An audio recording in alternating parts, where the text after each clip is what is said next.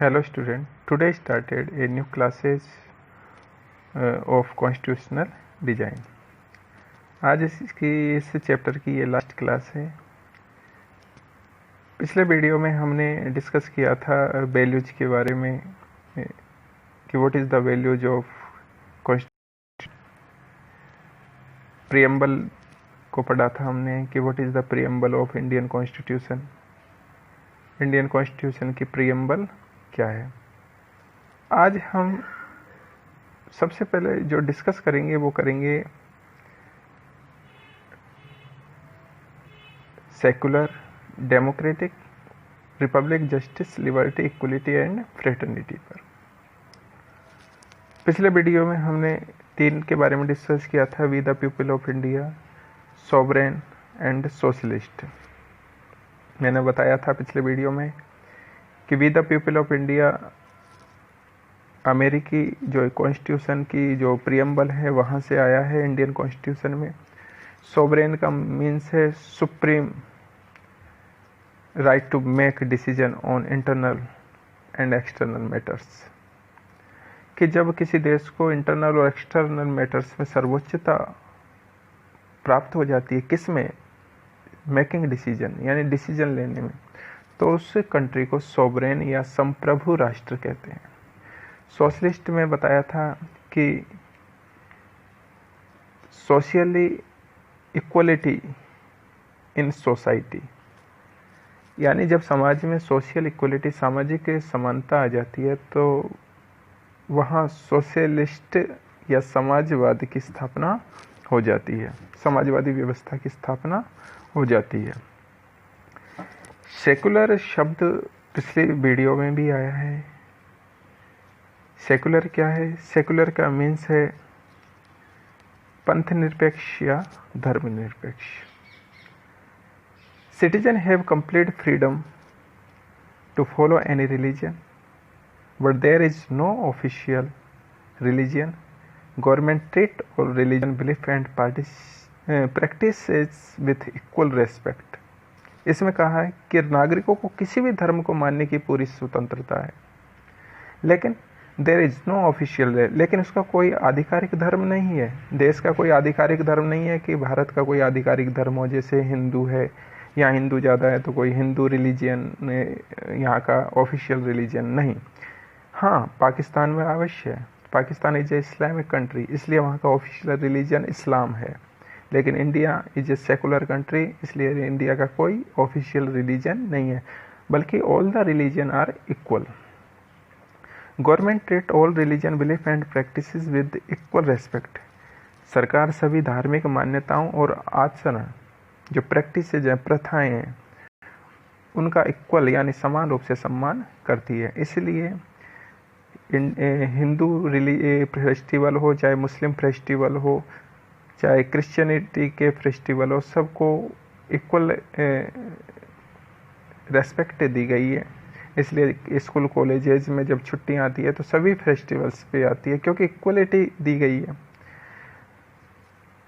इसलिए Bharat, India is a secular country, यहाँ सभी धर्मों का समान रूप से रेस्पेक्ट की जाती है। अगला है डेमोक्रेटिक। डेमोक्रेटिक का मीन्स है लोकतांत्रिक। लोकतंत्रात्मक शासन व्यवस्था वहाँ होती है जहाँ representatives elected by the people, यानी जो रिप्रेजेंटेटिव्स हैं वे किसके द्वारा इलेक्ट होते हैं? पीपल्स के द्वारा। यानी सरकार किसके द्वारा चुनी जाती है? पीपल्स के द्वारा। देखिए इसमें क्या लिखा है कि a form of government where people enjoy equal political rights, elect their rulers and hold they accountable. इसमें कहा है कि सरकार का ये ऐसा स्वरूप है जिसमें लोगों को समान राजनीतिक अधिकार प्राप्त रहते हैं। लोग अपने शासक या सरकार का चुनाव करते हैं और उसे अकाउंटेबल बनाते हैं, उसको उत्तरदायी बनाते हैं, उसको जवाबदेह बनाते हैं कि यदि मान लीजिए सरकार कोई काम नहीं करती तो लोग उनसे पूछ सकते हैं कि भैया आपने हमारे लिए क्या किया। अगर वो कोई गलत कार्य करती है तो सरकार को उसके पद से हटाया जा सकता है।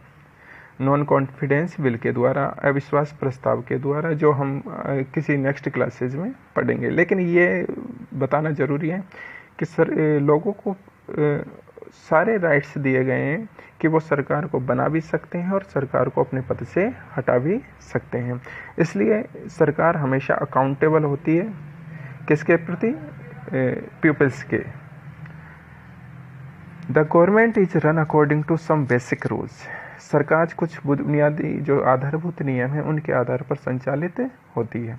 ये आधारभूत नियम कॉन्स्टिट्यूशन में मेंशन किए गए हैं।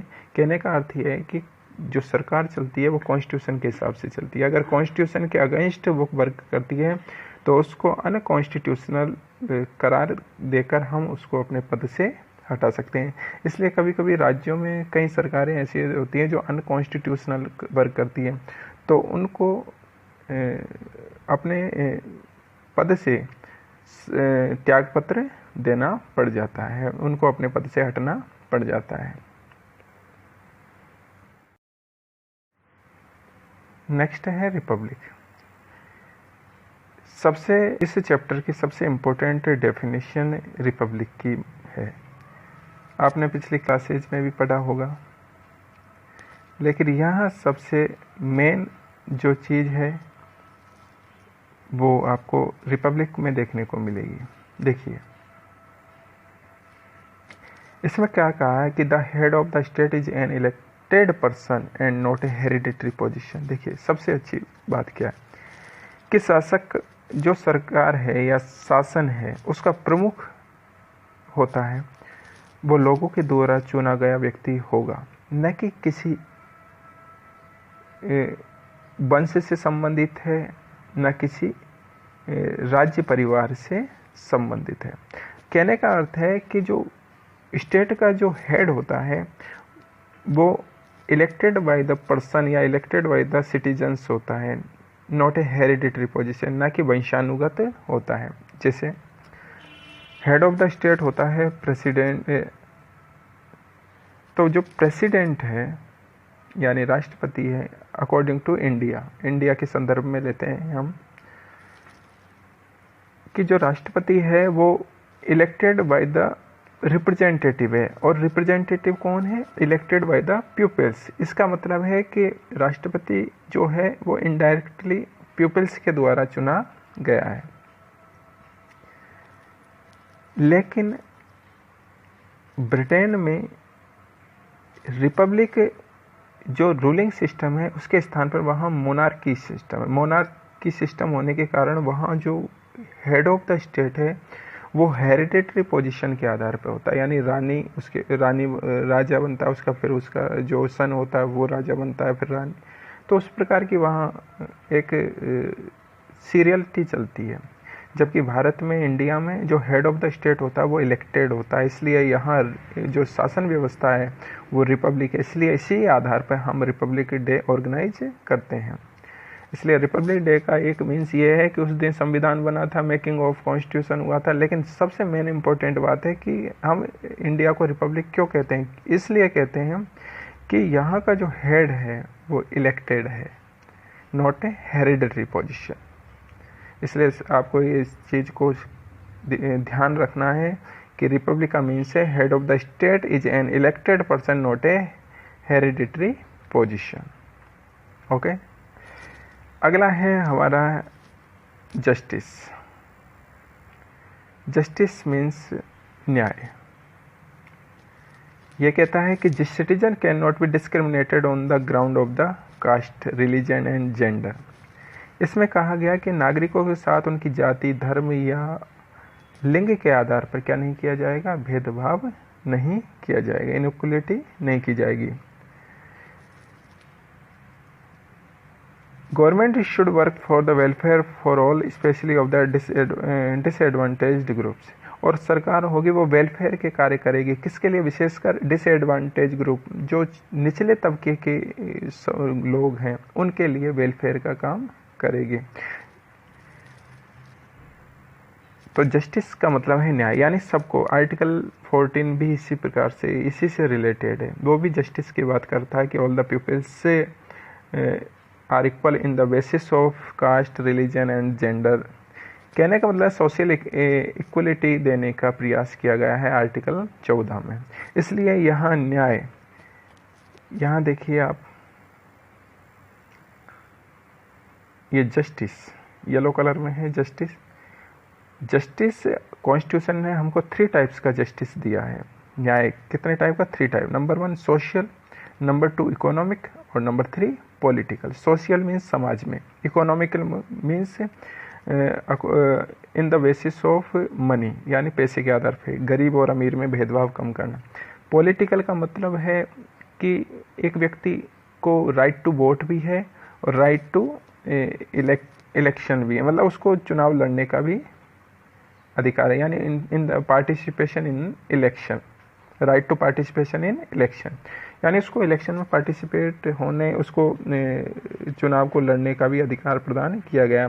तो जस्टिस 3 टाइप का है इन द प्रेम्बल में। Number 1 social, economic and political. तो जो ये जस्टिस है वो यही बताता है कि जो सरकार है वो डिसएडवांटेज ग्रुप्स हैं उनके लिए, जो शोषित या पीड़ित जो ग्रुप्स होते हैं, जो गरीब लोग होते हैं, उनके लिए वेलफेयर का कार्य करेगी और किसी भी प्रकार का इनइक्वलिटी नहीं करेगी। अगला है लिबर्टी, इक्वलिटी, फ्रेटर्निटी।